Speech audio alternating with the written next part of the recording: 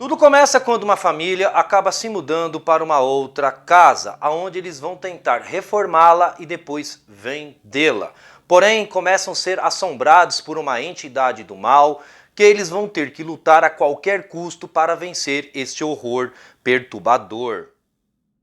Aqui nós temos a direção, o espanhol Ángel Gomes Hernández. É o primeiro longa dele, ele tem alguns curtas-metragens que eu nunca assisti, mas aqui ele acerta bastante. Ele cria boas ideias, que o horror fique operante, bem funcional. Ele usa alguns jumpscares aqui, básicos dos básicos, mas o suficiente para nos engajar, para nos convencer que existe um horror ali. E o uso da câmera aqui, ele acerta bastante, em movimento, o plano de fundo. As sensações aqui são através até mesmo do controle de câmera. A gente já tem horas que a gente se sente atrás dos principais personagens, do que está acontecendo.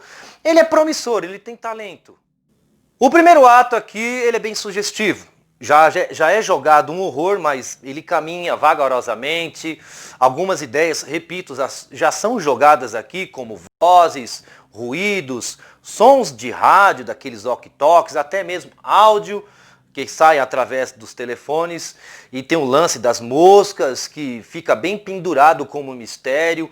Então ele cria um primeiro ato ali, que ele não despeja, mas ele consegue já te jogar que existe algo de errado aqui, ali, que já nos puxe dentro da história.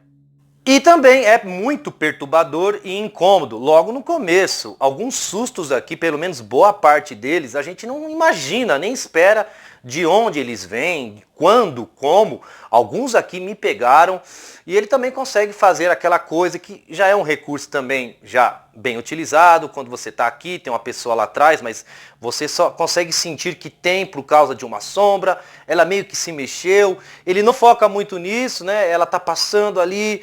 Teve momentos que eu dei pause para ver, mas será? Tinha alguém ali, não tinha? Tinha alguém? Tinha alguém ali? Tinha alguém aí.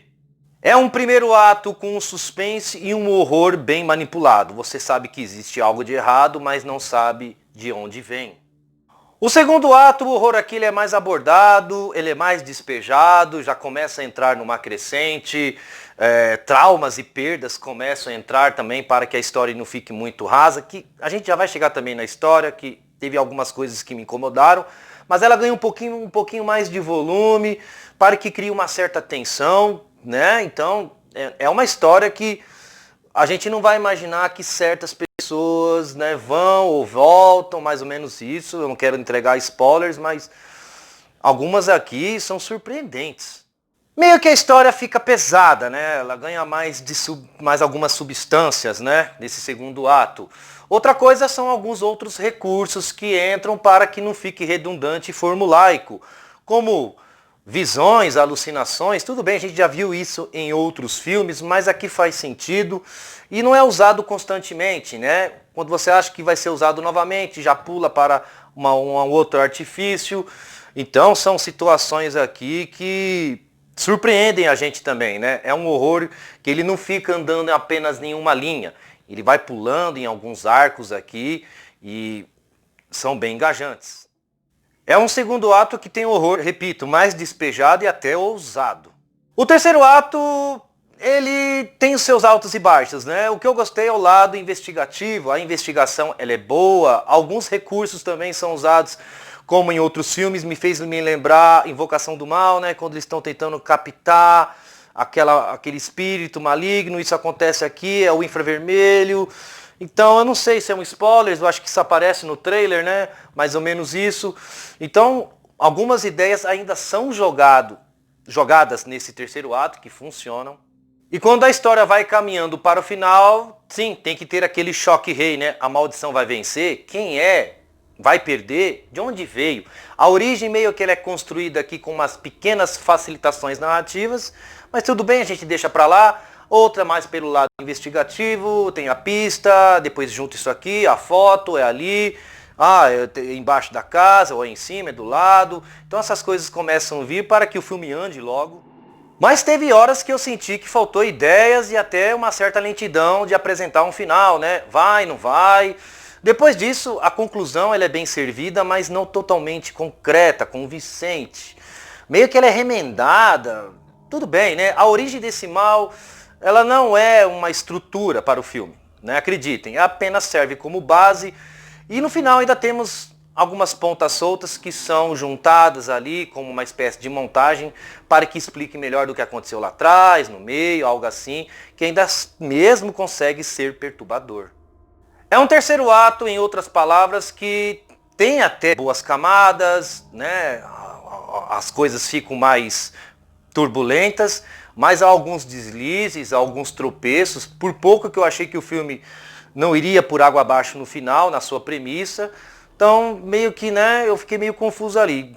Será que o filme vai seguir esse caminho? Mas ele acaba seguindo outro, que é óbvio, mas tudo bem, a gente deixa passar mesmo com esses tropeços. E os personagens foram os pilares dessa história, acreditem. Começando pelo Rodolfo Sancho. Ele tem dois lados aqui. O primeiro, ele sofre bastante, depois ele luta bastante. Então, ele é bem eficiente nessas duas funções. Já o Ramon Barea faz bem o lado investigativo, o lado detetive. Ele aponta certas direções que são interessantes. Há algumas pistas que ele começa a juntar que funcionam bem. Ele é bem cerebral. Já a Ana Hernandes Garcia, ela tem boa presença, mas é pouco produtiva. E a Belén Fabra e o Lucas Blas, menos ainda. Eles conseguem ser produtivos apenas para fazer o horror andar, né, adiante. Tem boas interpretações, mas eles têm papéis diferentes aqui. Vozes tem tensão, tem um horror bem agudo, mas sua premissa é rasa demais, apenas serve como base para apontar que existe um mal aqui. Mas o tom consegue ser bem fúnebre, o ritmo bem criativo e os personagens são bem versáteis e bem encaixados durante o trama. Eu gostei até mesmo da fotografia, quando a casa aparece assim, tem a piscina, a gente sente, né, a atmosfera do horror, né, tem essa sensação. Então eu não poderia trazer outra nota, como 7.1. Por ser um filme de baixo orçamento, até que ele sobressaiu muito bem. Eu recomendo, está na Netflix há pouco tempo, vale a pena, vá lá, assista que você não vai se arrepender. Não é o tipo do filme para encher linguiça. Então, sim, eu tirei ótimas conclusões, de boas a ótimas, desse filme. Bom, galera, por aqui nós terminamos. Tamo junto. Até a próxima.